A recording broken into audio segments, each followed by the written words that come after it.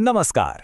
आज हम बात करने वाले हैं भारतीय राष्ट्रीय कांग्रेस के उस सफर की, एक ऐसी कहानी जिसमें एक छोटी सी संस्था देखते ही देखते भारत के स्वतंत्रता संग्राम की सबसे बड़ी आवाज बन गई। तो सवाल ये उठता है कि आखिर ये हुआ कैसे? कैसे सिर्फ 72 लोगों की एक मीटिंग भारत की आज़ादी की सबसे बड़ी आवाज बन गई और उसने एक पूरे देश की किस्मत बदल दी? चलिए इसी सफर को समझते हैं। तो चलिए शुरू करते हैं साल 1885 से। सोचिए वो दौर कैसा था। एक तरफ ब्रिटिश हुकूमत की पकड़ बहुत मजबूत थी, लेकिन दूसरी तरफ भारतीयों के अंदर एक नई पॉलिटिकल चेतना, एक नई सोच जाग रही थी। और इसी माहौल में एक दिलचस्प बात हुई। एक ब्रिटिश अधिकारी एओ ह्यूम, उन्होंने एक पहल की। तारीख थी 28 दिसंबर 1885। जगह थी बॉम्बे। डब्ल्यूसी बनर्जी की अध्यक्षता में एक मीटिंग हुई। और पता है कौन थे इसमें? सिर्फ 72 लोग। जी हां, सिर्फ 72। लेकिन इसी छोटी सी शुरुआत ने भारत के सबसे बड़े राजनीतिक आंदोलन की नींव रख दी थी। अच्छा, एक बात समझना जरूरी है। शुरू में कांग्रेस का लक्ष्य आज़ादी हासिल करना नहीं था, बिल्कुल नहीं। उनके शुरुआती मकसद काफी सीधे साधे थे। वो चाहते थे कि राजनीति में भारतीयों की हिस्सेदारी बढ़े, सरकार तक आम लोगों की बातें पहुंचें और लोगों को पॉलिटिक्स के बारे में थोड़ी जानकारी मिले। मतलब ये एक तरह से सुधार की मांग थी, क्रांति की नहीं।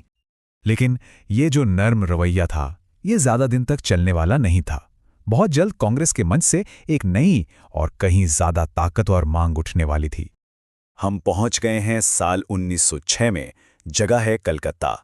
दादा भाई नौरोजी सेशन की अध्यक्षता कर रहे थे और यहीं पर एक ऐसा आइडिया सामने आया जिसने इस पूरे आंदोलन का रुख ही मोड़ दिया।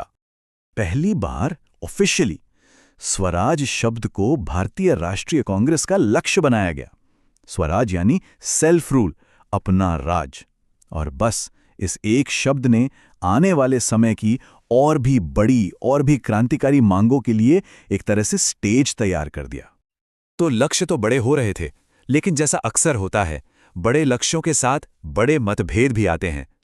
पार्टी के अंदर ही विचारों का टकराव शुरू हो गया। और ये टकराव अपने पीक पर पहुंचा 1907 के सूरत सेशन में। यहां आके बात इतनी बढ़ गई कि कांग्रेस, जो अब तक एक थी, वो दो गुटों में टूट गई।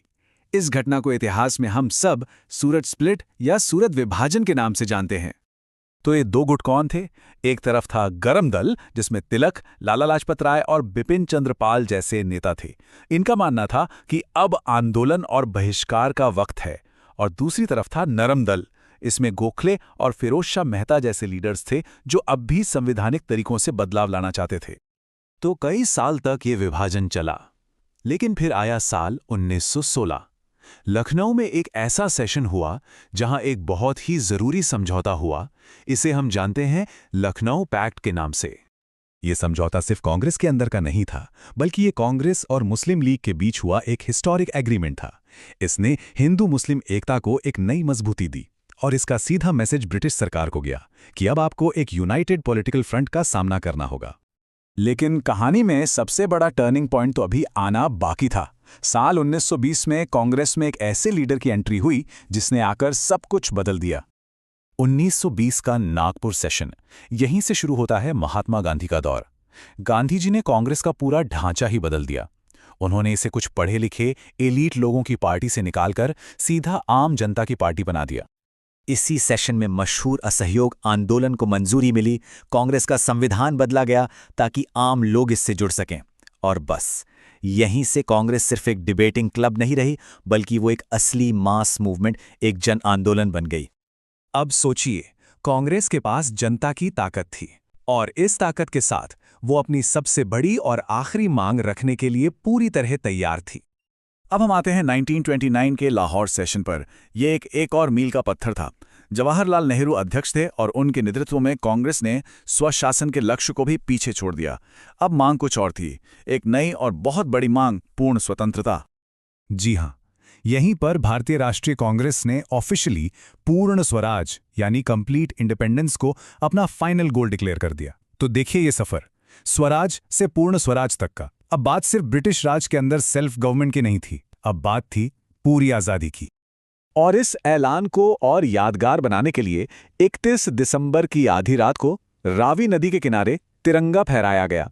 साथ ही ये फैसला भी हुआ कि अब से हर साल 26 जनवरी को स्वतंत्रता दिवस मनाया जाएगा।